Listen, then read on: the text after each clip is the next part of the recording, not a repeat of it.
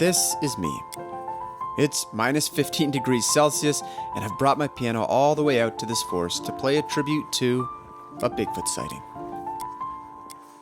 And specifically, this sighting. It happened about 20 years ago in northern Manitoba. This pretty grainy footage was captured by a guy who ran the local ferry. His name was Bobby Clarke. And Clarke's footage was one of the biggest things to happen to his remote community. It became national news and was eventually featured on A Current Affair, which was a popular primetime news show. He's big, he's hairy, and he's here. Bigfoot. Tim, there could be 100 Bigfoot creatures hiding in those trees. No doubt about it. Any sign of any one of them? Not yet, but I've had tremendous response from the local. Can you just feel the mocking skepticism from this reporter? I mean, yeah, it's a Bigfoot sighting. That invites skepticism, but there's something mocking in his doubtful smile. With all this attention coming, some residents in Clarke's community inevitably see opportunity. The Council General Store starts serving Sasquatch burgers. People started selling t-shirts, and there's even fights over who had the rights to sell these t-shirts. It all just got to be a lot. It kind of spiraled out of control. And in the midst of all of this attention, you have Clarke himself. And the more I got into his story, the more I felt sorry for him. He seemed to regret filming the footage in the first place. I was frightened then, and I'm frightened again. I just don't know why. Why do I have to see it? The sighting seemed more like a burden for him.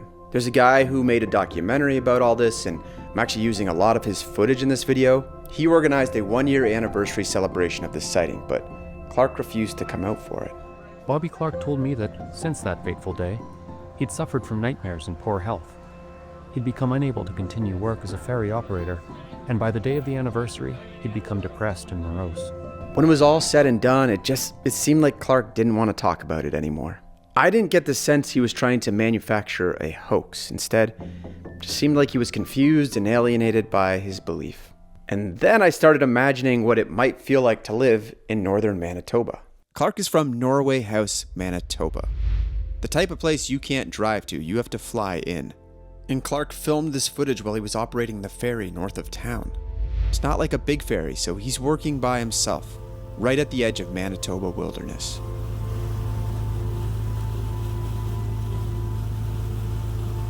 This is a place I personally can't totally relate to. I mean, I live in Toronto.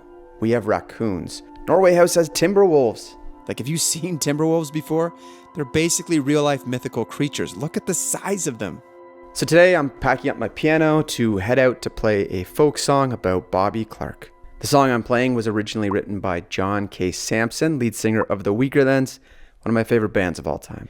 It is pretty cold today, but I've had this planned for months. My kid is in school. We have a babysitter coming to help with the younger kids. It's now or never. So check out this text from the owner of the land we're filming on. Are you sure you're okay with the cold? No, snow is very deep. You are prepared for that, right? It's gonna be a bit crazy. This is my friend Bert. He's coming to help film and help me move this small but still heavy piano. Bert and I live in Toronto, and it's always just so nice to take a day to get out of the city. It was a bit of a drive and frankly pretty cold, but we got there. Then we got unpacking. We found a clearing, shoveled out an area, and this is kind of crazy. The microphone cords were getting inflexible because of the cold. Last of all, we brought the piano out and got ready to perform our tribute to Bobby Clarke.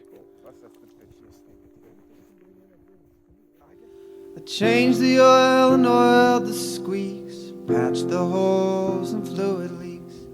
A dusk beneath the diabetic moon.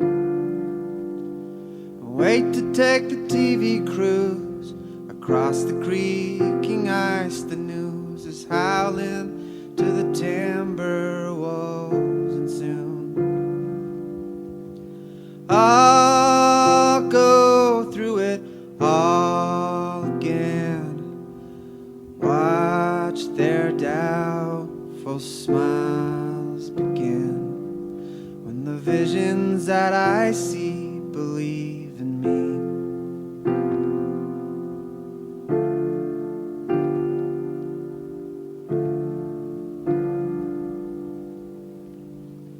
So praise the things I can't forget, with burgers in a silhouette, on t-shirts at the council general store. I'll listen to the south wind sigh, with rumors and regrets, and I don't wanna talk about it anymore. Won't go through it all again. Watch their doubtful smiles begin, when the visions that I see believe in me. When the visions that I see believe in me.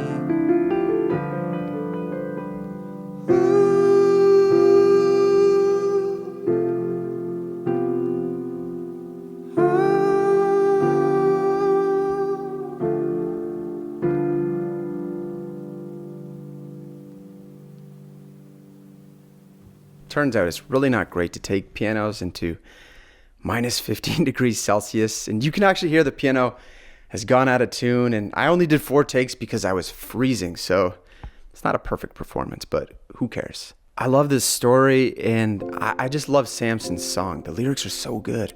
I'll go through it all again. Watch their doubtful smiles begin, when the visions that I see believe in me. It's just so good.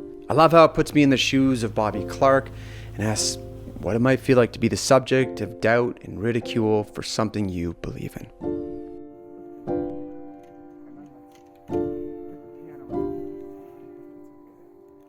Cool. That's the pitchiest thing I did.